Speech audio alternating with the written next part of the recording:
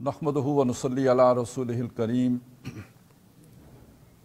अम्मा बाद फ़ाउज़ु बिल्लाहि मिनश शैतानिर रजीम। बिस्मिल्लाहिर रहमानिर रहीम।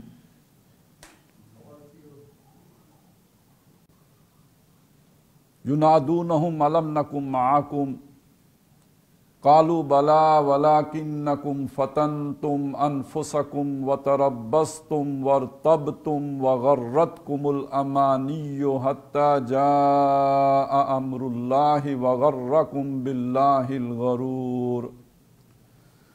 सदक़ल्लाहुल अज़ीम। रब्बि इश्रह ली सदरी व यस्सिर ली अमरी वहलुल उक़दतम मिन लिसानी यफ़क़हू क़ौली। आमीन या रब्बल आलमीन। इस वक्त का हमारा जो मौजू है एआई फ़िक्र पर उठाए जाने वाले एतराज़ात, इश्कालात और उनका जवाब। तो इसमें अगर हम एक इजाफ़ा कर लें, लिखना मुनासिब नहीं था लेकिन इस मौके पे वो इजाफ़ा कर लेना गैर मुनासिब भी नहीं है कि अपनों की तरफ से उठाए जाने वाले एतराज़ात, इश्कालात और उनका जवाब। इसलिए कि कुछ तो वो होती हैं चीज़ें जो गैरों की तरफ से आती हैं, और इस वक्त गैरों से ज़्यादा वो चीज़ें परेशान कुन हैं जो अपनों की तरफ से उठ रही हैं। उनमें से एक बात वो जो अभी नवीद अब्बासी साहब की गुफ्तगू में भी आई कि डॉक्टर साहब के कुछ इल्मी तफर्रुदात हैं, उनके कुछ इल्मी नुक्ता नज़र है, तो वो हमारी फ़िक्र का हिस्सा नहीं है। वो हमारी तंजीमी फ़िक्र का हिस्सा न होने के बावजूद भी असल में तंजीम जिस बीज से फूटी है वो उसका हिस्सा तो है। अगर वो उस ज़मीन ही से उसे काट दिया जाए तो वो फिर एक कटी हुई फसल की मानद रह जाती है, उसकी वो उस अपनी असल के साथ से उसका रिश्ता मुनक़ते हो जाता है। इस हवाले से जो बात मैं अभी आपके सामने रखना चाहता हूँ, और ख़ास तौर पर डॉक्टर साहब की शख्सियत को और उनके जो भी फ़िक्र है उसको जिस जगह पे हमें रख के समझने की कोशिश करनी चाहिए, और जिस सफ़र में जिस मकाम पर वो आते हैं फिट, वहाँ अगर हम उन्हें रख के देखें तो शायद उनकी पोजीशन को हम बेहतर तौर पर, हमदर्दाना तौर पर समझ सकें। देखिए, जो इंतहा की आरा हैं वो ख़ुद अहले नकल के दरमियान भी पैदा होती रही हैं। मसलन अभी अकल और नकल की कशमकश की बात थी, तो दो इंतहाएँ सामने आ जाती हैं उससे, एक अकल वालों की है, एक नकल वालों की है। लेकिन अभी मैं आपके सामने जो बात रख रहा हूँ वो ये कि ख़ुद अहले नकल के दरमियान भी इख्तलाफात, और इख्तलाफात ही नहीं, उन इख्तलाफात की बुनियाद पर तफरक़े वजूद में आते रहे। अब मसलन ये कि एक फ़िरक़ा जबरिया है और एक फ़िरक़ा क़दरिया है। इसका अक्ल व नकल के साथ कोई ताल्लुक़ नहीं है, ये नकल ही के दो फ़िरक़े हैं, दोनों नकल के मानने वाले हैं। एक ने जबर की तरफ जो है वो वाली आयतें पकड़ ली, कुरान मजीद से ली सारी वो आयतें जिनमें जबर साबित होता है, और इग्नोर कर दी वो आयतें कि जिनमें इंसान का इख्तियार साबित होता है। और दूसरा फ़िरका उठा वो क़दरिया का, उसने कहा नहीं हम कुदरत रखते हैं, और उन्होंने जबर वाली सारी आयतों को इग्नोर कर दिया। यानी यकरुखा मताला कुरान जो है उसने दो फ़िरके वजूद में ले आया। इसी तरह हमारे यहाँ बातनिया और ज़ाहिरिया जो भी है उसमें भी ये भी अहले जो है वो अकल ही नकल ही है, ये भी कोई अहले नकल नहीं।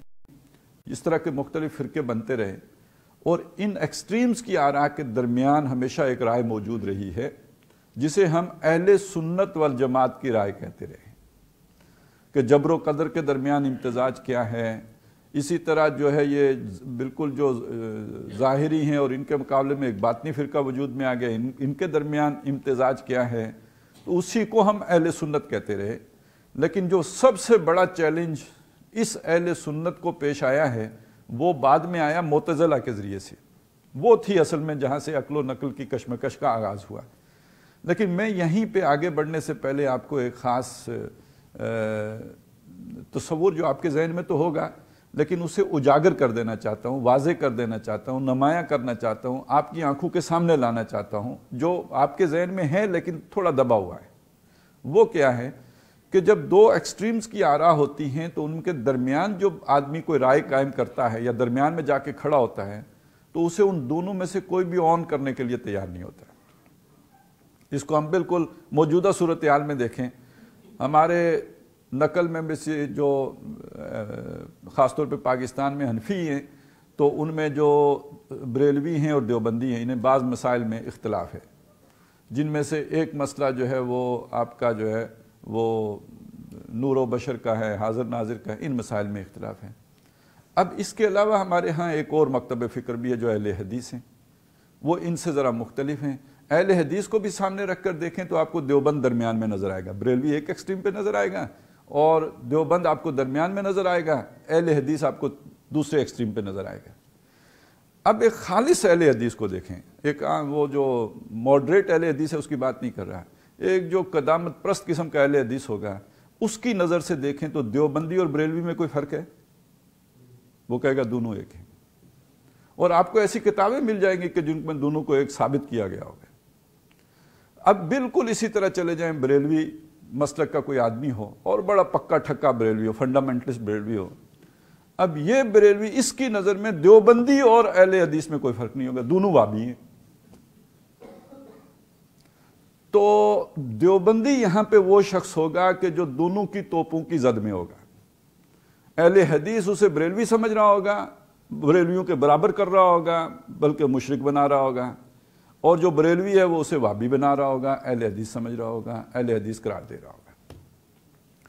اسی طرح آپ چلے جائیں پیچھے، مثلا ایک طرف خوارج کھڑے ہو گئے ہیں، اب خوارج کے مقابلے میں جو آپ نے ایک معتدل رائے بنائی ہے اور اس کے مقابلے میں ایک اس کی دوسری ایکسٹریم ہے، وہ دوسری ایکسٹریم کیا ہے یہ لوگوں کو معلوم ہی نہیں ہے۔ خوارج کی ایکسٹریم کیا ہے دوسری، اس کا متضاد کیا ہے؟ آج خوارج تو ساری دنیا میں بہت ہوتا ہے، یہ خارجی ہیں، یہ خارجی ہیں، یہ خارجی ہیں، لیکن یہ کہ آپ کو درمیان اس وقت تک معلوم نہیں ہو سکتا جب تک کہ آپ کو خوارج کا متضاد معلوم نہ ہو۔ تو خوارج کا متضاد جو ہے وہ معتزلہ تو نہیں ہے، خوارج کا متضاد جو ہے وہ مرجیہ ہے۔ خوارج کیا ہیں؟ جو کہتے ہیں عمل میں اتنی بھی کون کسر رہ گئی تو کافر ہو گئے ہو، اور مرجیہ کیا ہیں؟ عمل سارے کا بیڑا غرق ہو جائے تب بھی جنتی ہو۔ تو اصل ایکسٹریم تو پھر یہ ہوئی نا، جو عمل کے قائل ہی نہیں ہیں، وہ کہتے بغیر عمل کے بھی میری نماز مکے مدینے ہو گئی تھی، پڑھتا ہی نہیں۔ مرجیہ اصل میں تو یہ ہیں جن کو رجا ہے، امید ہے، وہ کہتے ہیں عقیدہ ٹھیک، جنت پکی، لن تمسنا النار الا ایاما معدودات۔ اب یہ مرجیہ ہیں، یہ متضاد ہیں خوارج کے۔ اب ایک آدمی درمیان میں کھڑا ہو گیا، اس نے درمیان کی رائے قائم کی، جس کا مطلب یہ ہوگا کہ خارجی اس درمیانی آدمی کو مرجیہ سمجھیں گے، اور جو مرجیہ ہیں، جو اس وقت میرے خیال میں سب سے بڑا مسلک مرجیہ کا مسلک ہے، یہ رجا آپ کو اہل حدیث میں بھی مل جائے گی، یہ رجا آپ کو دیوبند میں بھی مل جائے گی، بریلویت میں تو زیادہ گاڑی شکل میں مل جائے گی، اور عوام الناس میں تو انتہائی شکل میں مل جائے گی۔ اور کیا جو جنہیں آپ معتزلہ کہتے ہیں، جدید معتزلہ، ان کے ہاں بھی یہی رجا پائی جائے گی کہ کلمہ تو پڑھتا ہوں، کیا میں مسلمان نہیں ہوں؟ تو یہ آپ کو برے سے برے آدمی جو مسلمانوں کا دشمن ہو، اسلام کا دشمن ہو، شرابی ہو، کبابی ہو، وہ بھی آپ کو کلمے کی دھونس جماتا نظر آ جائے گا۔ تو اس وقت دنیا اسلام میں جس فکر کا سب سے بڑا غلغلہ ہے وہ فکر رجا ہے۔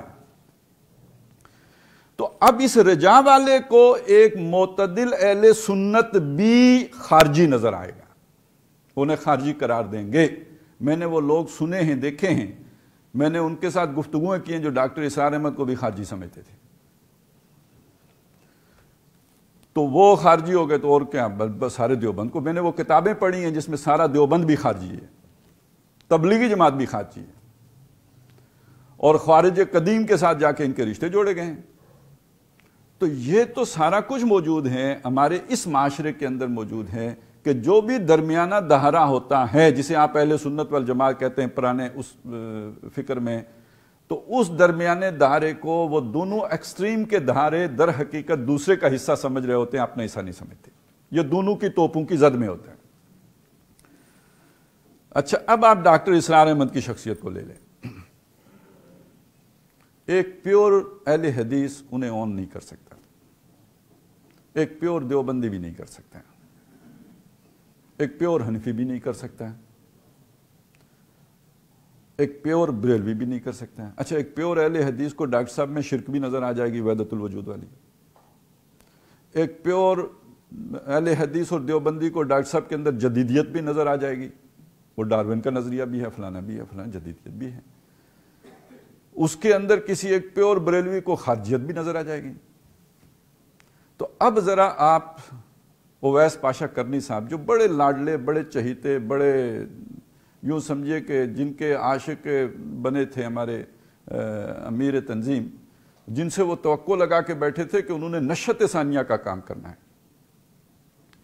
کو امید کا بھی اندازہ آپ لگائیں، ان کی نظر میں تنظیم اسلامی کے جو بانی ہیں اور جو ان کی فکر ہے، جس فکر پر ہم سب جمع ہوئے ہیں، اور بدقسمتی سے جس فکر کی بنیاد پر ہم لوگوں کو دعوت بھی دیتے ہیں، لوگوں کو جمع اسی فکر کی بنیاد پر، اسی ڈاکٹر اسرار کی شخصیت کی بنیاد پر کرتے ہیں، اور لانے کے بعد سب سے پہلا کام جو ہوتا ہے وہ اسی کی جڑیں کاٹنے کا، جڑیں کھودنے کا ہوتا ہے، بلکہ اس کی کریکٹر اسیسینیشن کا ہوتا ہے۔ اور اس معاملے میں تو خاص طور پہ وہ مربی اعلیٰ جو ہیں، وہ تو بڑے ٹیکٹ فلی جو ہے یہ کام کرتے رہے، اب بھی کرتے ہیں، اپنے شہر میں بھی کرتے ہیں، ہر جگہ بھی کرتے ہیں کہ ڈاکٹر صاحب was a very harsh husband, اور یہ اور وہ اس طرح کی باتیں کر کے وہ ایک تاثر بنا لیتے ہیں۔ تو لوگوں کو بلانا ڈاکٹر اسرار کے نام پر اور لا کے اس کے بعد سب سے پہلے ڈاکٹر اسرار سے منقطع کرنا، یہ ایک طویل عرصے سے کام چل رہا تھا۔ لیکن میں جو بات کہہ رہا ہوں وہ یہ سمجھ لیں کہ ڈاکٹر اسرار احمد کے حوالے سے وہ لوگ کہ جن کو ہم نے ساری اپنی تربیت سونپی ہوئی تھی، تربیت کا نظام سونپا ہوا تھا، جن سے ہم مستقبل میں نشت ثانیہ کی امید لگا کے بیٹھے ہوئے تھے، ان کا کہنا کیا تھا اس فکر کے بارے میں اور ڈاکٹر صاحب کی سوچ کے بارے میں؟ اس میں خارجیت بھی ہے، اس میں ظاہریت بھی ہے۔ یہ ظاہریت کا مطلب اہل حدیثیت، سلفیت۔ جدیدیت کا مطلب ابھی وہ آپ کے سامنے آ گیا، جو بھی اس وقت کے ماڈرن ایج کے تقاضے، اس میں جدیدیت بھی ہے، اس میں ظاہریت بھی ہے، اس میں خارجیت بھی ہے۔ وہ جو ایمان حقیقی کے حوالے سے جو باتیں آتی ہیں تو خارجیت بھی ہے اس میں، اور ایک چوتھی چیز بھی وہ کہتے تھے اس میں جو ہے وہ اعتزال بھی ہے، اقلیت پرستی بھی ہے۔ وہ جدیدیت اور اعتزال قریب تر ہو گئے۔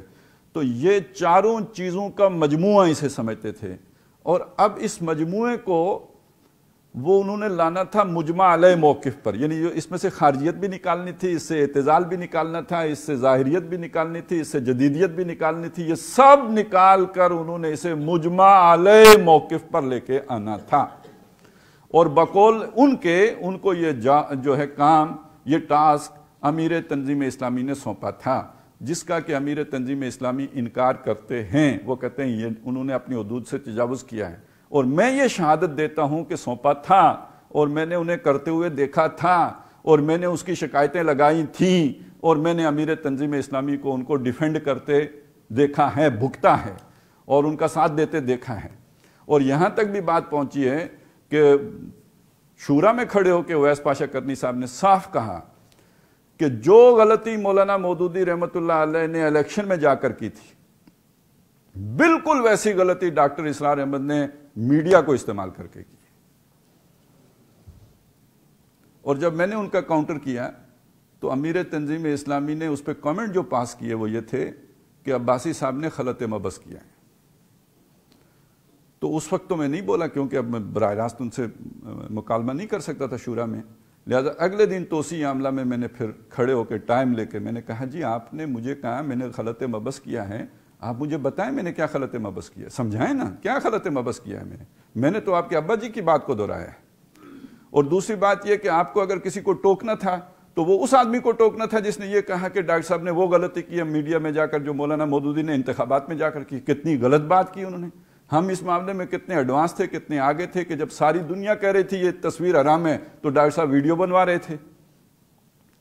اور آج ہم سے جو ہے وہ جمود والے ہم سے بہت آگے نکل گئے ہوئے، اس میں ہم پیچھے کھڑے، ہم ابھی اس بحث میں پڑے ہوئے ہیں کہ میڈیا کا استعمال حرام ہے یا یہ شیطانی ہتھ کنڈا ہے۔ یہ تو بالکل وہ بات ہو گئی کہ جو کبھی تبلیغی جماعت والے کہتے تھے کہ اخبار کیا ہے، شیطان کا خط ہے۔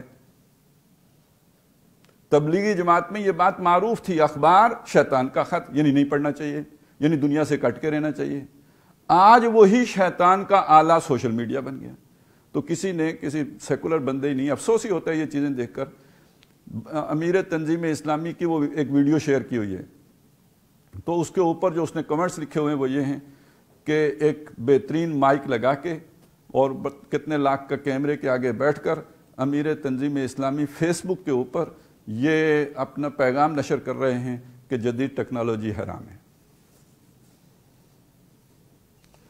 تو دنیا تو آپ کو دیکھ رہی ہوتی ہے اور وہ اس کے مطابق آپ پر کامنٹس بھی کر رہی ہوتی ہے.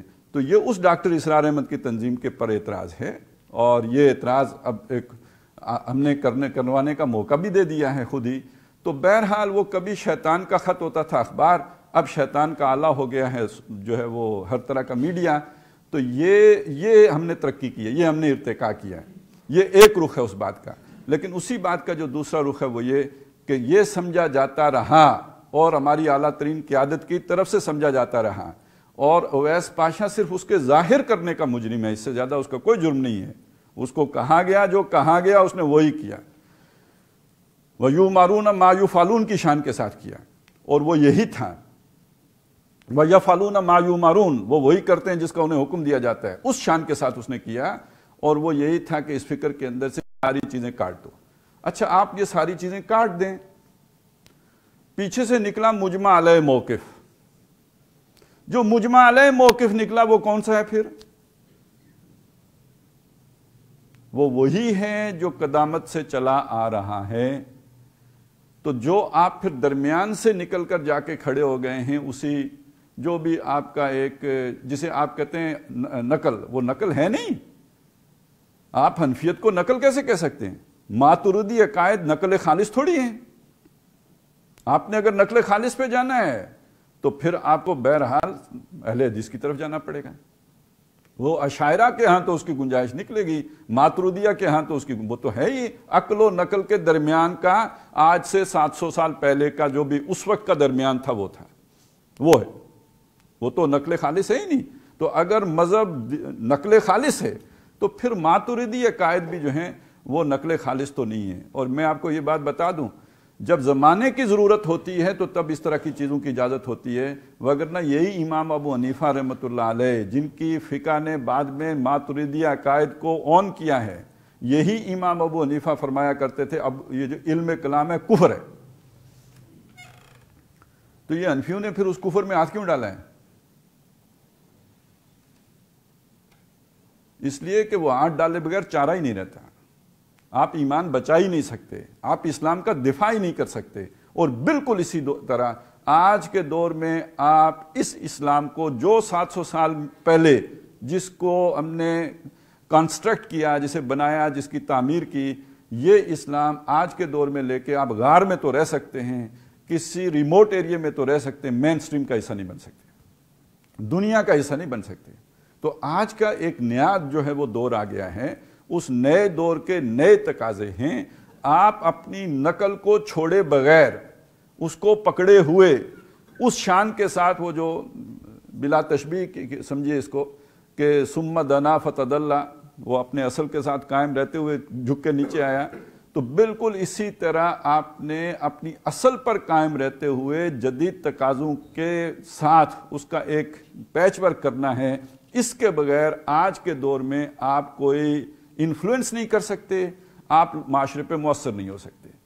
میں آپ کو ایک بات اسی کے حوالے سے عرض کر دوں، وہ اس سے سمجھ میں آ جائے گی ساری بات، کہ دیکھیے ہم اپنی دعوت کے لیے فرائض دینی کا جامع تصور کا استدلال لے کے آتے ہیں، وہ سارے دلائل لے کے آتے ہیں جو ہم فرائض دینی کا جامع تصور کے لیے پیش کرتے ہیں.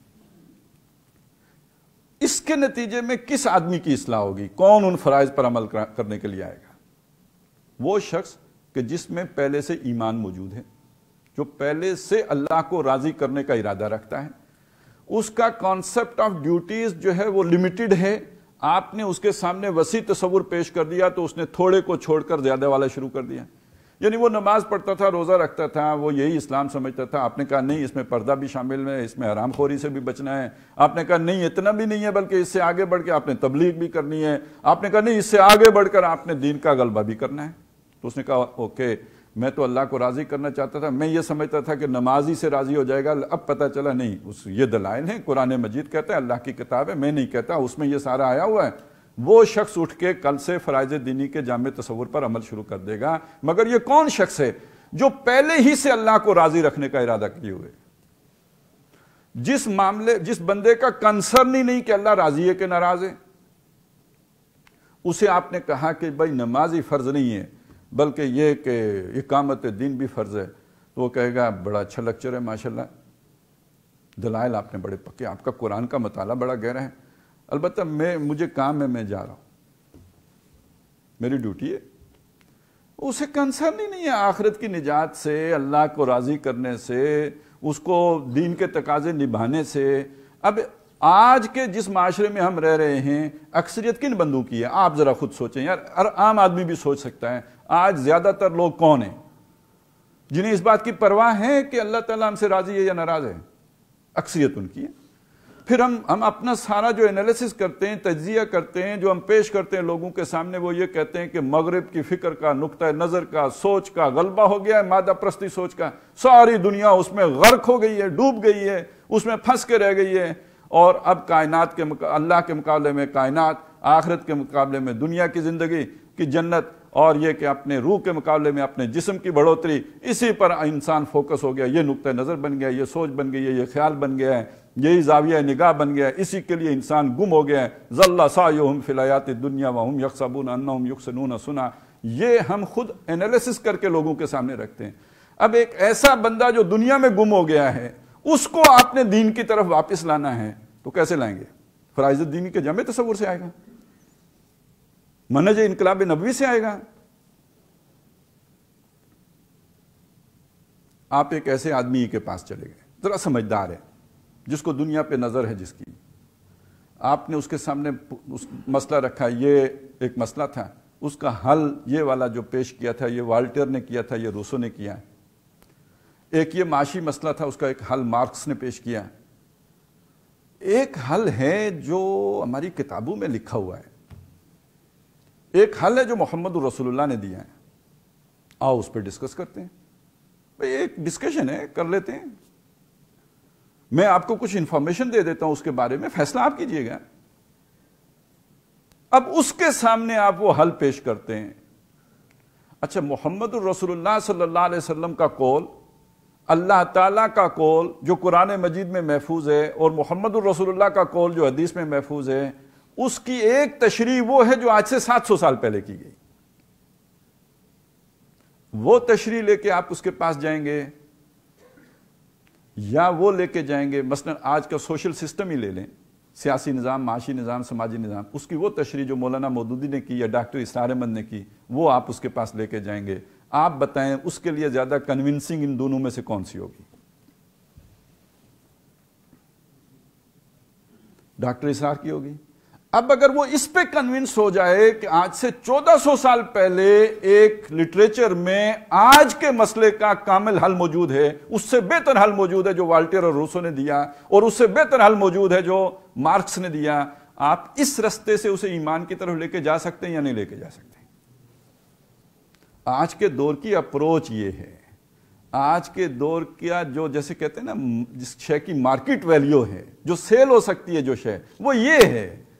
تو بھائی صاحب، آپ اگر وہ پرانا استدلال لے کے چلیں گے، آپ کا سارا خلوص اخلاص اپنی جگہ پہ، آپ کی سارا جذبہ صادق اپنی جگہ پہ، لیکن آپ اس گائے کو جو چھت پہ چڑھانے کی کوشش کر رہے ہیں سیڑھیوں کے ذریعے سے، یہ نہیں چڑھے گی، آپ نے گٹھڑی نیچے پھینکنی ہے۔ وہ کل جو میں نے آپ کو سنائی تھی بات، تو یہ کام کریں تاکہ یہ گائے گھاس کھا لے۔ آپ اس کو پیٹے جا رہے ہیں کہ یہ اوپر چڑھے چڑھے چڑھے، یہ کیسے چڑھے گی؟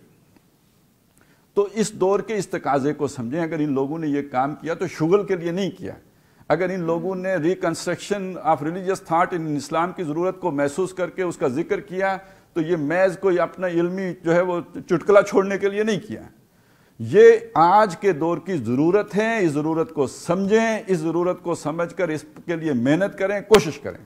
یہ نہیں کریں گے تو بس ٹھیک ہے، پھر اللہ خیر صلی اللہ، یہی ہوگا۔ وہ آپ اس پہ خوش رہیں کہ ہم غربا ہیں، آپ اس پہ خوش رہیں کہ ہم اجنبی ہیں، آپ اس پہ خوش رہیں کہ ہم غاروں کے رہنے والے اصحاب کہف ہیں، لیکن یہ کہ آپ دنیا میں کوئی چینج تو نہیں لا سکتے۔ پھر لوگوں کو یہ کیوں کہتے ہیں کہ ہم انقلاب لائیں گے؟ کیسے لائیں گے؟ آپ تو غربا ہیں، آپ غربا رہیں، کم از کم ایک طرف تو یکسو ہو جائیں۔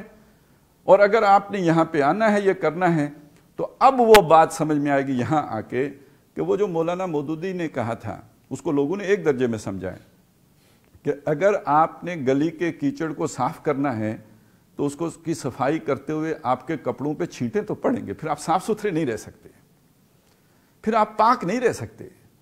یا تو آپ گلی کو گندہ رہنے دیں، گندہ رہنے دیں گے آپ صاف ہو کے اپنے کمرے میں بیٹھے رہیں، لیکن اگر آپ گلی کی صفائی کا ارادہ کر کے گلی میں اتریں گے آپ صاف نہیں رہ سکتے، آپ پر چھینٹیں آئیں۔ اس کو لوگوں نے اتنا ہی سمجھا کہ آپ اگر برائی کو دور کرنے کے لیے میدان میں اتریں گے تو لوگوں کی باتیں سننا پڑیں گی، یہ بھی ہے اس کا مطلب۔ لیکن اس کا اگلا مطلب یہ بھی ہے، اگر آپ نے یہ علمی گند صاف کرنے کی کوشش کی اور لوگوں کی آج کی ذہنی سطح کے قریب آنے کی کوشش کی تو آپ کو اپنے روایتی علم کی سے تھوڑا بہت بہرحال کمپرومائز کرنا پڑے گا، ریکنسٹرکٹ کرنا پڑے گا، تعبیر نو کرنی پڑے گی، تعبیر جدید کرنی پڑے گی، نئے انداز میں بات سمجھانی پڑے گی، ان اصولوں کو آج کے دور پہ اپلائی کرنا پڑے گا، وہ والی ٹوپی آج کے سر پہ فٹ کرنی پڑے گی، بالکل جوں کی توں آج نہیں پوری اتر سکتی۔ یہ ہے وہ بات کہ جب آپ کریں گے، جب یہ کریں گے تو پھر کیا ہوگا؟ نہ آپ کو جدیدیت پسند طبقہ قبول کرے گا، اسے آپ فنڈامنٹلسٹ نظر آئیں گے، نہ آپ کو روایتی طبقہ قبول کرے گا، اسے آپ جدیدیت پسند نظر آئیں گے۔ اب یہاں کھڑے ہو کے نوید صاحب نے ایک بات کہی تھی نا کہ یہ درمیان کے رستے پہ چلنا بڑا مشکل کام ہے، یہ بڑا جو ہے نا کٹھن کام ہے، یہ تو ذرا دائیں ہوئے غلط، ذرا بائیں ہوئے غلط، اور میں نے اس میں اضافہ یہ کر دیا کہ دونوں طرف کی توپوں کا رخ آپ کی طرف۔ اب یہاں آپ ایک ایسے بندے کو کھڑا کر دیں جس کا اپنے بارے میں سب سے بڑا پازیٹو دعویٰ یہ ہو کہ میں بحث نہیں کر سکتا، حالانکہ اس نے بحث دائیں بھی کرنی ہے، اس نے بحث بائیں بھی کرنی ہے، اس نے اس ایکسٹریم کو بھی، اس کے مغالطے بھی دور کرنے ہیں۔ وہ جو ڈاکٹر صاحب کہتے ہیں علماء کے پاس جائیں، جا کر ان کے مغالطے دور کریں، تو کیا مطلب ہے اس بات کا؟ کہ جب آپ نئے انداز میں بات کریں گے وہ بے شک نقل ہی کی بات ہو، لیکن چونکہ انداز نیا ہے ان کو مغالطے لاحق ہوں گے۔ اب آپ جا کے ان کو سمجھائیں گے کہ ہمارا مقصد یہ ہے، ان کی اصطلاحات میں سمجھائیں گے۔ ہم جب اقامت دین کا لفظ بولتے ہیں تو یہ اصطلاح ان کے ہاں اس مفہوم میں مروج نہیں ہے، ان کے ہاں اس اصطلاح کے معنی کچھ اور ہیں۔ جس تصور پر آپ یہ اصطلاح بول رہے ہیں ان کے ہاں اس کے لیے اصطلاح جو ہے نسب امارت ہے، تو ان کے پاس جا کر آپ انہیں وہ بات ان کی اصطلاح میں سمجھائیں کہ ہم یہ تصور اجاگر کرنے کے لیے، جدید ذہن کو مخاطب کرنے کے لیے اس اقامت دین کی اصطلاح کو ایک نئے معنی میں استعمال کر رہے ہیں جو معنی آپ کے ہاں نہیں ہے۔ تو ایک انصاف پسند عالم دین قائل ہو جائے گا یا نہیں ہو جائے گا؟ اس کا مغالطہ دور ہو گیا، آپ کے بارے میں جو غلط فہمی تھی وہ ختم ہو گئی۔ اور اسی طرح آپ نئے لوگوں کے، یہ جو جدید لوگ ہیں ان سے بھی آپ کو آرگو کرنا پڑے گا، بحث کرنی پڑے گی، گفتگویں کرنی پڑے گی، ان کے اشکالات دور کرنے پڑیں گے۔ اور یہ بدتمیز لوگ بھی ہیں، یہ ادب آداب کا تو خیال نہیں رکھتے۔ آپ کو اگر اتنی اپنی عزت پیاری ہے کہ کسی نے تنقید کیوں کر دی، پوائنٹ آؤٹ کر کے تو بات کیوں کر دی، تو پھر آپ جائیں کمرے میں بیٹھیں۔ یہاں تو پگڑیاں اچھلتی ہیں، پتھر مارتے ہیں لوگ، گالی گلوچ کرتے ہیں، طنز کرتے ہیں، باتیں بناتے ہیں، تمسخر اڑاتے ہیں، تو یہ سب آپ کو جھیلنا پڑے گا، برداشت کرنا پڑے گا، فیس کرنا پڑے گا، جواب دینا پڑے گا۔ تو دیں، اور آپ کو بحث آتی ہی نہیں تو پھر آپ کمرے میں آرام کریں۔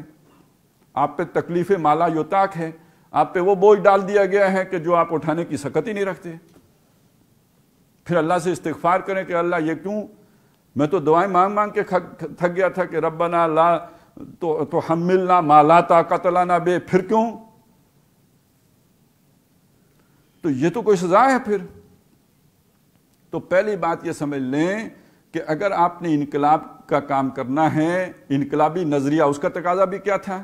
وہ نیا ہو، اس کی تعبیر جدید ہو، تعبیر نو ہو، یہ فکر ہوتا ہے، اس کی ہر چیزیں آپس میں جڑی ہوتی ہیں، کنیکٹڈ ہوتی ہیں، کوئی ایک بات کسی دوسری بات سے جو ہے وہ غیر منسلک نہیں ہوتی، منسلک ہوتی ہیں، جڑی ہوتی ہیں۔ ایسا نہیں ہے کہ وہ نشت ثانیہ اور ہے اور منہج انقلاب نبوی اور ہے، سب چیزیں جڑی ہوئی ہیں۔ تو وہ انقلابی نظریہ بھی جدید ہوتا ہے، اس کی تعبیر نئی ہوتی ہے۔ اب عقل و نقل کی کشمکش میں بھی آپ نے بات سمجھ لی کہ آپ کو ایک جدید علم کلام بنانا پڑے گا، اور اس کے دو پہلو ہیں، ایک ایمانی ہے، یہ سوشل تھاٹ سے متعلق ہے۔ تو تو اس حوالے سے یہ بات سمجھ لیں کہ آپ کی باتیں لوگوں کو نئی لگیں گی، اس میں جدیدیت نظر آئے گی، آپ پہ فتوے لگیں گے، آپ نے جا کے انہیں حل کرنا ہوگا، سمجھانا ہوگا، بتانا ہوگا، فیس کرنا ہوگا، اور یہ ساری مخالفتیں جھیلنی ہوں گی، برداشت کرنی ہوں گی، تب آپ کھڑے رہ سکیں گے، ورنہ لڑک جائیں گے کسی ایک طرف۔ تو پہلی بات تو یہ ہے کہ اس بات کو سمجھ لیں کہ ڈاکٹر صاحب کہاں کھڑے تھے، کیا دعوت لے کے کھڑے تھے، اس دعوت کے تقاضے کیا تھے، ان تقاضوں کے طور پر انہیں یہ بہرحال جنہیں آپ تفردات کہتے ہیں وہ تفردات ہیں نہیں، وہ وہی باتیں ہیں جو ہماری جو ہے محکمات پر جو ہے وہ استوار ہیں، وہ تفردات نہیں، آپ کا مغالطہ ہے کہ وہ آپ کو نظر آتے ہیں تفردات۔ دوسری بات یہ ہے کہ جو خاص طور پہ یہ چھوٹی چھوٹی جو باتیں ہمارے سامنے آتی ہیں، فرض کفایہ ہے، فرض عین ہے، فلانا ہے، ٹنگڑا ہے، اس سارے کو جمع کریں تو ایک چیز بنے گی، ہماری قیادت تنظیم اسلامی کی۔ اب ہماری تو کہنا بھی نہیں چاہیے، میری تو ہے نہیں، لیکن یہ کہ وہ جو میں کہنا چاہ رہا تھا بات وہ یہ ہے کہ وہ ایک بے یقینی کا شکار ہے۔ ایک ہوتا ہے نا جو دل ٹھکا ہوا ہو کسی بات پہ، ڈاکٹر صاحب کہتے ہیں دل کا ٹھک جانا، کہ جائیں جاست یہ ہے اصل حقیقت۔ یکسوئی کا بھی لفظ استعمال ہوتا ہے، یکسو، وہ سب کو کہتے ہیں یکسو ہو جاؤ، حالانکہ انہیں خود یکسو ہونا چاہیے اس فکر پر جس پر کہ وہ امیر بن کے بیٹھے ہوئے ہیں۔ اگر وہ فکر ہی غلط ہے تو آپ کی امارت کس بات کی؟ اگر دین کی فرضیت ہی نہیں ہے اقامت کی تو یہ نظم جماعت کائے کا، یہ کفر بواہ کی بحثیں پھر کہاں سے آئیں گی؟ یہ بنیانیں مرصوص بنانے کی ضرورت کیوں؟ پھر یہ بیعتیں لینے کی پھر ضرورت کیوں پیش آ گئی جب وہ تقاضا ہی نہیں ہے ضروری؟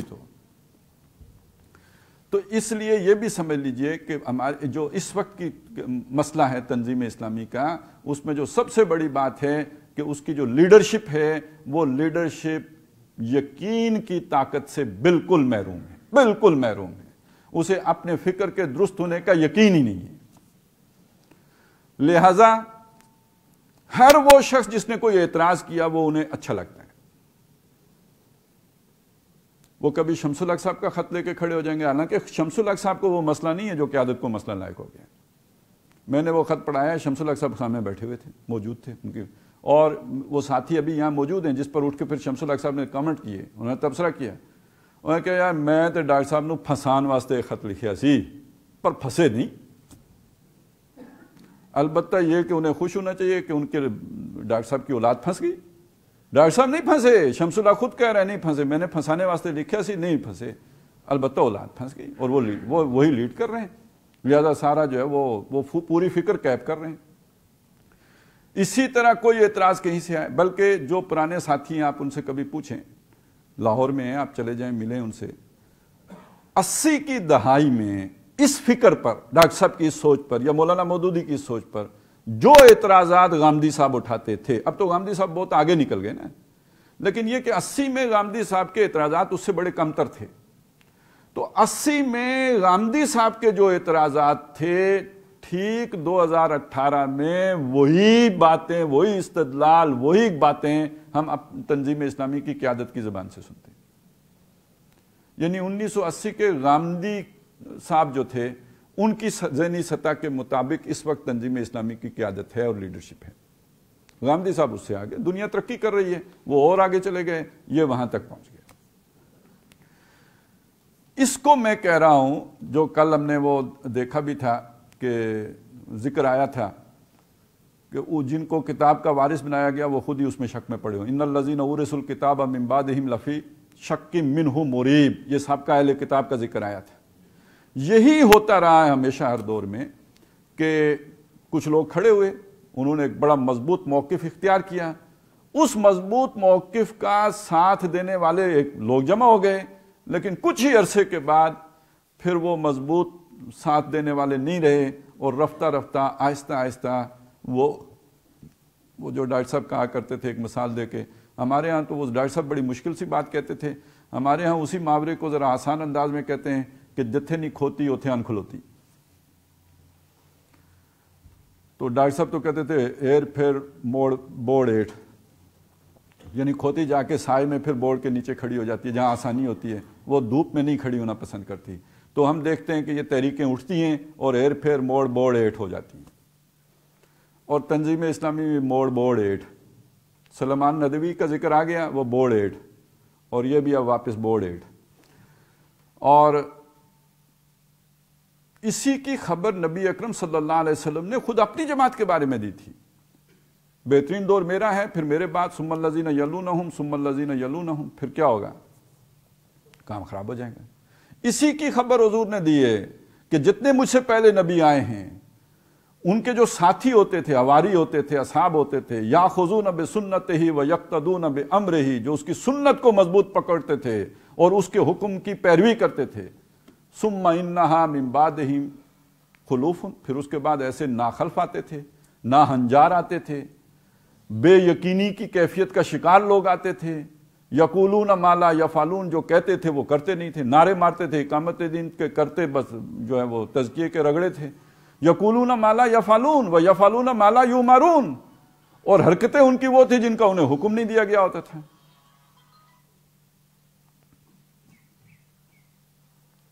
یہ خاص طور پہ اس نقطہ نظر سے کسی نے نہیں دیکھا ہوگا، لیکن یہ کہ ضرور سوچیں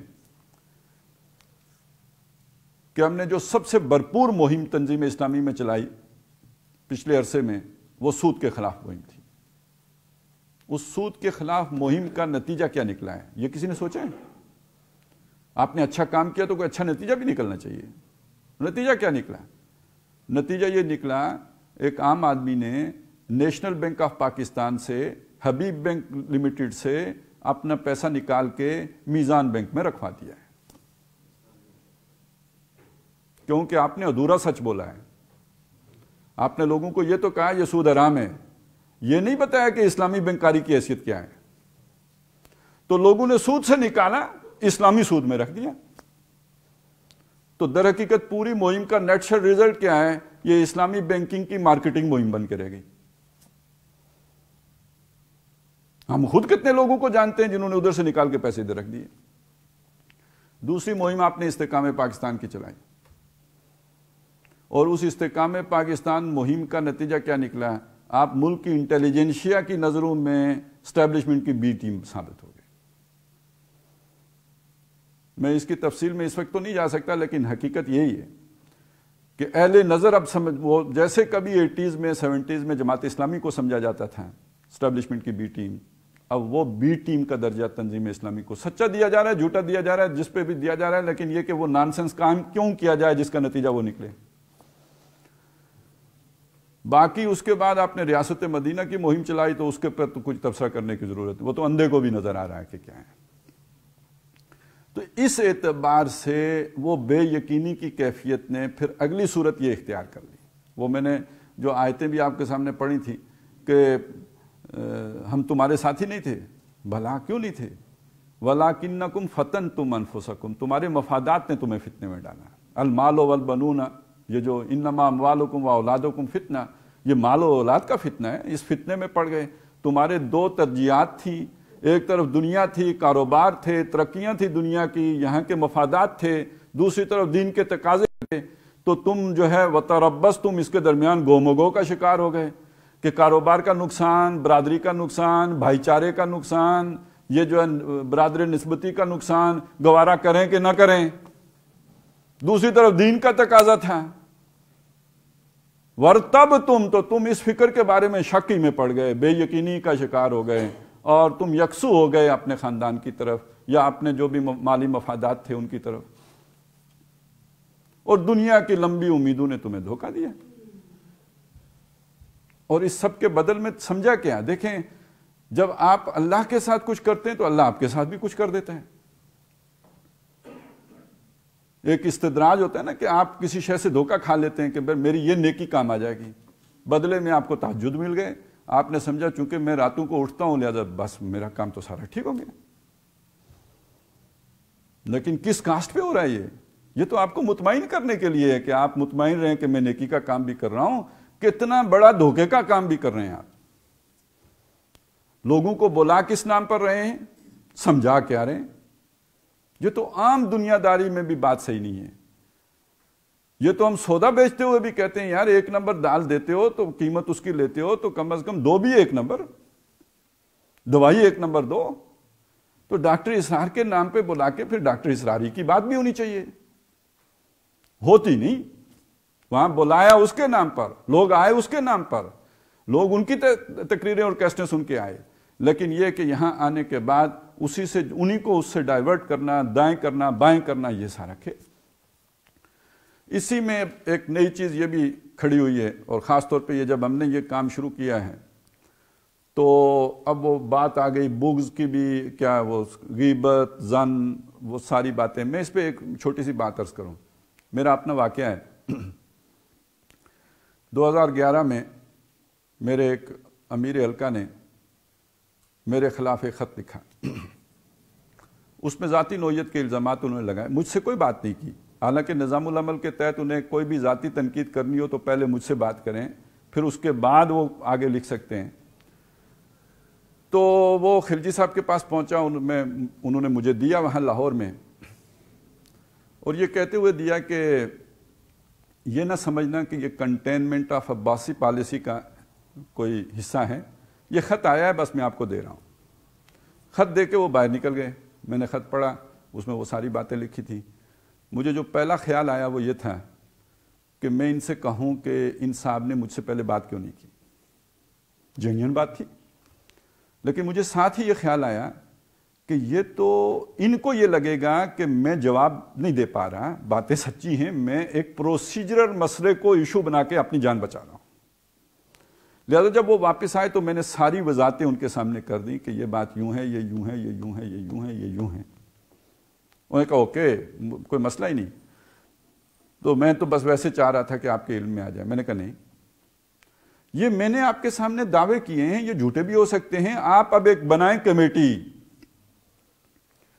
جس میں وہ اپنے الزامات رکھیں جو انہوں نے آپ کو لکھے ہیں، اور میں اپنے جوابات دوں، اور وہ ان کو دیکھے بھالے میں صحیح کہہ رہا ہوں، جھوٹ کہہ رہا ہوں، اور پھر اس کے بعد پروسیجر کے مطابق فیصلہ ہو۔ کیونکہ ایک سب آرڈینیٹ نے ایک سینئر کے اوپر الزام لگایا ہے، ثابت نہ کر سکے تو پھر اس کا خمیازہ بھی تو بھگتے۔ اب یہاں آ کے تو وہ آئیں بائیں شائیں ہو گئی بات، وہ کبھی وہ کمیٹی نہیں بنی۔ انہوں نے کہا میں آؤں گا، تم دونوں کو آمنے سامنے بیٹھوں، وہ بھی کبھی نہیں آئے، کبھی آمنے سامنے بھی۔ بعد میں بلکہ یہ کہا کہ امیر تنظیم نے کہا ہے کہ آمنے سامنے بیٹھنے سے رنجشیں پیدا ہو جاتی ہیں۔ بھئی یہ اتنا بڑا خط لکھ دیا تو اور کیا رنجش پیدا ہوگی؟ اب تو رنجش کو ختم کرنے کے لیے آمنے سامنے بیٹھانا بہت ضروری ہے۔ تو بہرحال وہ جو انہوں نے کہا تھا نا کہ یہ کنٹینمنٹ آف عباسی کی پالیسی کا حصہ ہے، وہ ان کا دل بولا تھا، وہ اسی پالیسی کا حصہ تھا، اس لیے تو بٹھایا نہیں۔ اور اس خط کے شروع میں یہ بات لکھی ہوئی تھی کہ جیسے میری آپ کے ساتھ ٹیلی فون پہ بات ہوئی، تو وہ مطلب پوری طرح بات تھی۔ اب یہاں پہ دیکھیں کہ میرے دل میں جو پہلی بات آئی تھی وہ کیا تھی کہ میں ایک پروسیجر کے حوالے سے پوچھوں ان سے کہ وہ اس پر عمل درآمد کیوں نہیں ہوا، لیکن میں نے نہیں پوچھا اس لیے کہ میرے پاس جوابات تھے۔ بالفرض آپ سوچیں وہ جرائم مجھ میں واقعی ہوتے جن کا مجھ پہ الزام لگا تھا، اب میرا ڈیفنس اس کے سوا کیا تھا کہ میں پروسیجر کا سہارا لیتا، میں اسے ٹیکنیکلی ہی ناک آؤٹ کر سکتا تھا نا۔ اسی طرح سمجھ لیں کہ ایک جرم کا ہونا ہے، اور وہ دوسری طرف یہ ہے کہ ایک اس کے لیے تجسس نہ کرنا، ظن نہ کرنا، فلانا نہ کرنا، فلانا نہ کرنا، یہ پروسیجر ہیں سارے، اور یہ میرے اور میرے رب سے تعلق رکھتے ہیں۔ میں نے ظن کیا یا نہیں کیا اللہ جانتے، آپ کو کیا پتہ ہے؟ میں نے تجسس کیا، ٹو لگائی نہیں لگائی، آپ کو کیا پتہ ہے؟ Who are you? آپ کیسے ججمنٹ دے سکتے ہیں کہ میں نے تجسس کیا ہے؟ آپ کیسے کہہ سکتے ہیں کہ میں نے ظن کیا؟ یہ میرے باطن کا معاملہ ہے۔ آپ کیسے کہہ سکتے ہیں کہ میں نے خیال باندھا ہے؟ تو بات اصل میں یہ ہے کہ آپ اس کا سہارا ہی کیوں لیں اگر آپ سچے؟ نوید عباسی بیٹھے، میرا نکاح تھا 1994 میں، ڈاکٹر صاحب پڑھانے گئے، اب مجھ سے لوگوں کو ضد کم ہو گئی، ڈاکٹر صاحب سے زیادہ تھی، بجلی ہی غائب ہو گئی، پورا دن نہیں آئی۔ خیر ہم نے جنریٹر کا انتظام کیا ہوا تھا۔ بعد میں پتہ چلا ایک دینی جماعت، بڑی دینی جماعت کے جو علاقے کے امیر تھے، انہوں نے گھر کے قریب سے کھمبا ہی گرایا ہوا تھا، ان کے گھر کے قریب سے کھمبا گرا ہوا تھا۔ ہم رشتہ دار بھی تھے، کچھ جوائنٹ رشتہ دار تھے، ان کے گھر ایک دفعہ جمع ہو گئے، تو میں نے کہا جناب آپ نے یہ کام کیا تھا، بات کوئی چلی، میں نے کہہ دیا۔ انہوں نے کہا دیکھیں جی آپ نے ظن کیا، آپ نے تجسس کیا، یہ ساری باتیں جو میں آج امیر تنظیم کی زبان سے سن رہا ہوں، میں نے اس امیر صاحب کی زبان سے بھی سنی۔ بھئی کھمبا تو نے گرایا، ساری دنیا نے دیکھا، اس میں ظن کیا ہے؟ بجلی پورا دن نہیں آئی، اب تجسس کیا ہے؟ ساری بات غائب ہو گئی. وہ تم بہانہ بنا رہے ہو کہ بھائی تجسس کیا، زن کیا، سوئے زن کیا. کہتے ہیں میرے والد صاحب نے کھمبا گرانے میں بہت پورا دن پسینہ بہایا. میں نے کہا یار چوری کرتے ہوئے بھی ساری محنت کرنی پڑتی ہے، تو پسینہ بہایا تو اس میں کیا مسئلہ ہو گیا؟ تو اچھی طرح سمجھ لیجئے کہ جس بندے کا مسئلہ یہ ہو کہ اس کے پاس کلیئر نہ کر سکتا ہو، وہ پھنس رہا ہو، وہ جواب نہ دے سکتا ہو، وہ ہوتا ہے کہ جو اٹھ کے کہتا ہے زن کیا، تخمین کیا، فلانا کیا، فلانا کیا. نہیں تو اسے جواب دینا چاہیے، اسے ثابت کرنا چاہیے. دیکھیں جھوٹا آدمی ہے، اس نے خواہ میرے اوپر یہ الزام لگا دیا. اصل حقیقت تو یہ ہے. بجائے دعویٰ کرنے کے اپنے ثبوت پیش کرے. اور اسی ضمن میں حضرت عمر رضی اللہ تعالیٰ عنہ کا جو واقعہ ہے کہ وہ جو کسی بیان کیا جاتا ہے کہ کوئی شرابی تھا تو انہوں نے اسے پکڑ لیا. اس نے کہا جی میں نے ایک جرم کیا، آپ نے 3 جرم کیے. آپ گھر کے پچھواڑے سے آئے ہیں، دروازے سے نہیں آئے، آپ نے ٹو لگائی ہے. اس طرح کے اس نے 2-3 جرائم کیے تو حضرت عمر نے اسے چھوڑ دیا. میں کہتا ہوں اس کے برعکس اگر ہوتا کوئی شخص حضرت عمر پہ نعوذ باللہ اس طرح کا الزام لگا دیتا ہے تو حضرت عمر بھی اس پلی کے پیچھے پروٹیکشن کر سکتے تھے اپنی. یہ ایک عام آدمی کے لیے پروٹیکشن تو ہے کہ آپ اس کے بارے میں یہ نہ کریں. یہ سربراہ مملکت کے لیے تو نہیں ہے، کسی منتظم کے لیے تو نہیں ہے، کسی ذمہ دار کے لیے تو نہیں ہے. اسے تو اپنی پوزیشن واضح کرنی چاہیے. وہاں تو شیطان روز تجسس پیدا کرے گا. وہاں طرز عمل وہ ہے کہ آپ رات گلی میں عورت کے ساتھ جا رہے ہوں، کوئی دیکھ لے تو بتائیں میری بیوی ہے، تاکہ اسے شک نہ پڑے، تاکہ وہ سوء ظن میں مبتلا نہ ہو، تاکہ بدگمانی نہ کرے. یہ تو آپ کی ضرورت ہے کہ اپنی پوزیشن لوگوں کے سامنے کلیئر رکھیں. آپ اگر کسی ذمہ داری پہ فائز ہیں، آپ پہ جھوٹا مقدمہ بنائیں، آپ بادشاہ سے کہیں کہ مجھے ذمہ داری دینے سے پہلے اس مقدمے کے جو مدعیان ہیں انہیں بلاؤ، یا مدعیات ہیں، وہ جو حضرت یوسف علیہ السلام پہ جو الزام لگا تھا، بلاؤ ان کو، پوچھو ان کو کون سچا ہے، میں سچا ہوں یا وہ سچی ہے. پہلے اس میں کلیئر کرو مجھے. میرے کردار کے اوپر داغ لگایا گیا ہے، پہلے وہ دھلے گا تو میں ذمہ داری قبول کروں گا. تو سچے آدمی کا تو کردار یہ ہونا چاہیے. اور اسی میں ایک بات نجوا ہے. یہ میں آخری بات ہے، یہ عرض کر کے آپ کو وقفہ دیتا ہوں. کے بارے میں سمجھ لیجئے کہ ہمارے ہاں ایک ہے تصور سبیل المومنین کا. یہ سورہ نساء میں آپ کو معلوم ہے ایک بڑی مشہور آیت ہے، جس میں وہ مشہور تو بعد میں ہوئی ایک خاص واقعے سے، کہ امام شافعی رحمۃ اللہ علیہ بیان کرتے ہیں کہ میں نے قرآن مجید سے اجماع کی جو ہے وہ نص تلاش کرنے کی کوشش کی، تو پتہ نہیں 300 دفعہ قرآن مجید پڑھا تو جا کے وہ آیت مجھے ملی کہ جس میں سبیل المومنین کا ذکر آیا ہے، اہل ایمان کا ایک سبیل، ایک رستہ. آپ اس کا جا کے سیاق و سباق دیکھیں، وہ در حقیقت اس تصور پہ ہے نہیں جس پہ امام شافعی رحمۃ اللہ علیہ نے اس کو لایا ہے اور جس پر آج کوٹ ہوتی ہے. اس کا سارا بیک گراؤنڈ یہ ہے کہ ایک جہاد ہو رہا ہے، قتال ہو رہا ہے، ایک محنت ہو رہی ہے، یہ سبیل المومنین ہے. اور اس کے مقابلے یہ منافقین ہیں جو اعتزال کر رہے ہیں، کنارے وَمِنَ النَّاسِ مَن يَعْبُدُ اللَّهَ عَلَىٰ حَرْفٍ، کنارے چل رہے ہیں، بیچ منجدار کے نہیں آ رہے. یہ سبیل المومنین سے منحرف لوگ ہیں. اصل سیاق و سباق قرآن مجید کا یہ ہے، اگرچہ کہ جس معنی میں امام شافعی نے لیا وہ غلط نہیں ہے. سبیل المومنین کا جو وسعت ہوگی وہ اس تک ہوگی جہاں تک اسے امام شافعی لے کے گئے ہیں، لیکن یہ کہ جو اس کی اصلیت ہے وہ ہے جہاں پہ قرآن مجید نے اسے رکھا ہوا ہے. اب ہم نے وہ آخری ٹانگ کا پاؤں پکڑ کے باقی سارے کو بھول گئے. تو اصل تصور تو یہ ہے کہ وہ سبیل المومنین کیا ہے. اسی سے سمجھ لیں کہ کوئی بھی جماعت جو اقامت دین کے لیے بنی ہو، اللہ کے دین کے غلبے کے لیے بنی ہو، تو اس کا سبیل المومنین کیا ہے؟ اللہ کے دین کا غلبہ. اب اس سبیل المومنین سے ہٹ کر کوئی بھی مشورہ کیا جا رہا ہو، لوگ جمع اس سبیل المومنین پر ہیں، وہ اجتماعی موقف ہے، اور اس سے ہٹ کر اگر مشاورت ہو رہی ہے کہیں بھی، یہ وہ جو متعلقہ فورمز ہیں ان سے ہٹ کر، شورا ہے آپ کی، توسیع عاملہ ہے آپ کی مرکزی عاملہ، اس سے ہٹ کر اگر کوئی بھی آپ کا کوئی فورم ہے جس پر آپ مشورہ کر رہے ہیں، تو نجوہ کا اگر حکم لگے گا تو اس کے اوپر لگے گا. یہ سب سے بڑا نجوہ کا پلیٹ فارم یہ ہے وہ مسجد زرار پھر جو آپ نے بنائی ہے، جہاں لوگ آ کے جمع ہو کے سبیل المومنین سے ہٹ کر سوچتے ہیں، منصوبے پکاتے ہیں، خیالات گماتے ہیں، اور یہ کہ کھچڑیاں پکاتے ہیں. یہ ہے وہ جگہ. یہی وجہ ہے کہ جب مجھے مرکزی کمیٹی میں ڈالا گیا سن 2015 میں، تو پہلی میٹنگ میں جو بات میں نے ان کے سامنے رکھی کہ یہ جو میٹر ہم یہاں پہ ڈسکس کر رہے ہیں یہ میٹرز ہیں پالیسی میکنگ سے متعلق. پالیسی میکنگ باڈی ہماری تنظیم میں مجلس شورا ہے. یہ جو ہم نے بنائی ہوئی ہے کمیٹی، اس کمیٹی کی تشکیل مجلس شورا کے فورم پہ ہونی چاہیے، اور یہاں جتنی ڈسکشن ہو وہ ڈسکشن کرنے کے بعد یہ ہم اپنی جو بھی یہاں کی کارروائی ہے یا جو نتائج فکری ہیں ان کو شورا میں پیش کریں، منظوری شورا سے ہو تو تب تو اس مرکزی کمیٹی کی جسٹیفیکیشن ہے، مرکزی تربیتی کمیٹی کی. بڑی ناگواری سے میری یہ بات سنی گئی اور اس کی پرواہ کتنی کی گئی کہ منٹس میں میری اس ساری بات کو شامل بھی نہیں کیا گیا. اس حد تک اسے جو ہے وہ ویٹیج دیا گیا. تو اب اس سے وہ مسئلہ بھی حل ہو جائے گا، آپ کے سامنے آ جائے گا. یہاں خلجی صاحب کی زبان سے کچھ الفاظ نکل گئے تھے ہمارے پیونٹ کا اجتماع جو 16 ستمبر کو ہوا، تو میرے حوالے سے بات کرتے ہوئے کہ وہ جو ہے نا توسیع عاملہ کے بارے میں اس نے کہا تھا کہ وہاں زیادہ لوگ ہوں گے، کسی کی کوئی بات سمجھ سکے گا، کوئی نہیں سمجھ سکے گا. تو اب وہ کہتا ہے کہ شورا کے میں رکھوں جہاں اس سے بڑے بیوقوف بیٹھے ہوئے ہیں. جو ان کی زبان سے نکل گیا. امیر تنظیم نے وہیں پہ ان کو روکا بھی کہ نہیں.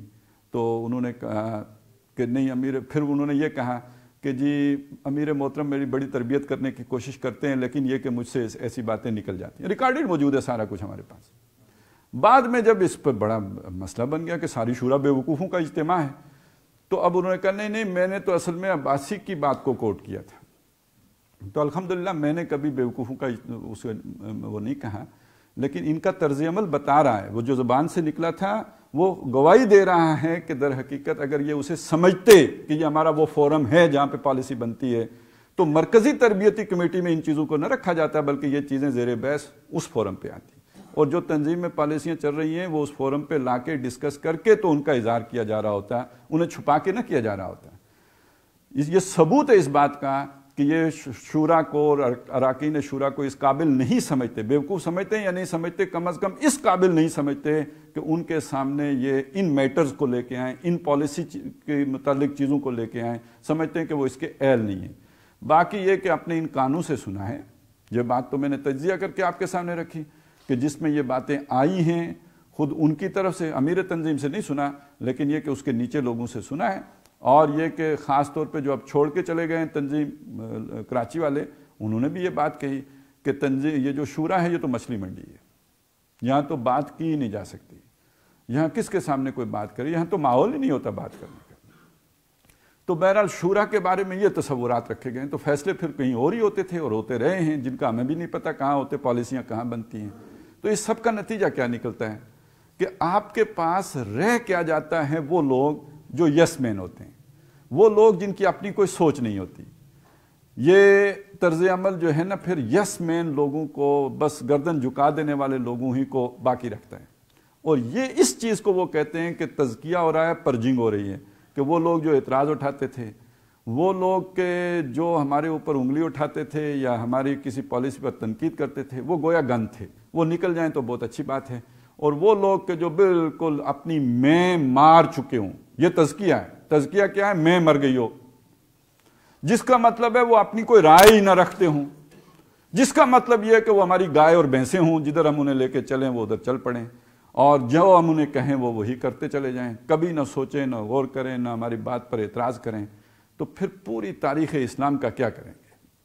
یہ حضرت سلیمان بیٹے تھے، داؤد باپ تھے. باپ نے فیصلہ کیا بڑے دربار میں ایک کیس کا، بیٹے نے اس پر جو ہے وہ کہا کہ یہ فیصلہ یوں نہیں یوں ٹھیک ہے. باپ نے کہا تو ٹھیک کہتا ہے، قرآن نے نقل کر دیا. حضرت عمر رضی اللہ تعالیٰ عنہ کو کسی نے کہا ہوگا کہ یہ علی جو ہیں یہ تو آپ کا ہر وقت تنقید کرتے رہتے ہیں، معلوم ہوتا ہے یہ کوئی چودھری بننا چاہتے ہیں. تو جیسے کل ہمارے ایک ساتھی کہہ رہے تھے، تو ان کے دل میں بھی کچھ ہے خناس. اور یہ باقاعدہ پڑھاتے ہیں ڈاکٹر عبدالسمیع صاحب کہ جب فیصلہ ہو گیا اس کے بعد آپ نے اگر کوئی رائے دی، یہ نفاق ہے. اب جو فہم اسلام ڈاکٹر عبدالسمیع صاحب کا ہے، اس فہم اسلام کے مطابق یہ نفاق ہے. ادھر جو حضرت عمر کا فہم اسلام ہے، اگر حضرت علی نے کوئی رائے دی ہے اور کوئی اس پہ کہہ رہا ہے کہ یہ تو آپ کے مخالف ہیں، تو وہ کہہ رہے ہیں کہ اگر علی نہ ہوتا تو عمر ہلاک ہو جاتا، لولا علی لہلک عمر، یہ مجھے سیدھا رکھتا ہے۔ حضرت عثمان کا دربار ہے، وہ ایک کیس کا فیصلہ کرتے ہیں، اور کیس معمولی نہیں ہے، ایک عورت پر حد رجم جاری کرتے ہیں، اور اس کا فیصلہ ہونے کے بعد حضرت علی آ کے کہتے ہیں کہ نہیں، یہ اس طرح نہیں، اس لیے کہ قرآن مجید میں تو یوں آیا ہوا ہے، اور یہ 6 مہینے کے بعد بچہ پیدا ہوا ہے، لہذا یہ کہ یہ جائز بچہ ہے، یہ اسی خامند کا ہے۔ اور حضرت عثمان اپنا فیصلہ واپس لے لیتے ہیں، حضرت علی رضی اللہ تعالیٰ عنہ کی رائے قبول کر لیتے ہیں۔ حضرت ابوبکر صدیق رضی اللہ تعالیٰ عنہ کسی کے حق میں ڈگری ایشو کر دیتے ہیں، وہ پیپر لے کے جا رہا ہوتا ہے، باہر حضرت عمر مل جاتے ہیں، وہ پوچھتے ہیں کیا ہے، کہ یہ کہ میرے ساتھ آؤ، واپس اندر جاتے ہیں، فیصلہ تبدیل ہو جاتا ہے۔ تو پھر اس سب کا کیا کریں گے؟ ہم نے اسلام فیصل آباد سے سیکھنا ہے یا مکہ مدینے سے سیکھنا ہے؟ تو وہاں تو یہ سارا کچھ تھا، وہ فہم اسلام کچھ اور ہے، یہ فہم اسلام کچھ اور ہے، معلوم ہوا یہ غلط ہے۔ یہ کدھر سے تصور آ گیا؟ یہ تو کوئی پتہ نہیں، کوئی جو ہے نا یہ جرمنی سے آیا معلوم ہوتا ہے، ہٹلر کی نسل کا معلوم ہوتا ہے۔ تو اس اعتبار سے یہ ساری وہ چیزیں وہ ہیں کہ نہیں، اس کا نقصان ہے، یہ میں صرف تنقیداً نہیں کہہ رہا ہوں، یہ درد دل ہے جو بیان کر رہا ہوں۔ اس کا مطلب یہ ہوگا کہ کوئی عقل والا بندہ آپ کے ساتھ نہیں رہے گا، روبوٹ رہ جائیں گے، جس کا مطلب یہ موت ہے، یہ جمود ہے، یہ خاتمہ ہے۔ یہ اس افسوس میں یہ بات کہہ رہا ہوں کہ اس کا نتیجہ یہ نکلے گا کہ کوئی ذی شعور آدمی، باشعور آدمی آپ کے ساتھ چل نہیں سکتا ہے، چلے گا تو اسے وہ پارٹیسپیشن محسوس ہی نہیں ہو سکتی، فیصلے پتہ ہی نہیں کدھر ہوتے ہیں، سینس آف پارٹیسپیشن نہ ہو، یہ اجتماعیت سب کی نہ ہو مشترکہ، اور لوگوں کو محسوس نہ ہو کہ ہمیں اعتماد میں لے کے فیصلے کیے جا رہے تھے۔ والنٹیئر آرگنائزیشن کیسے چلے گی؟ تنخواہوں پہ تو نہیں چل سکتی، لہذا تنخواہوں پہ کوئی ریٹائرڈ ملازمین تو آ جائیں گے آپ کے پاس، اور رفتہ رفتہ یہ ریٹائرڈ ملازمین کا کلب بن کے رہ جائے گا، اس سے زیادہ کچھ بھی نہیں رہے گا۔ تو اللہ تعالیٰ اس سے بہرحال ہم کوشش کر رہے ہیں، اللہ تعالیٰ ہماری کوششوں میں برکت ڈالے۔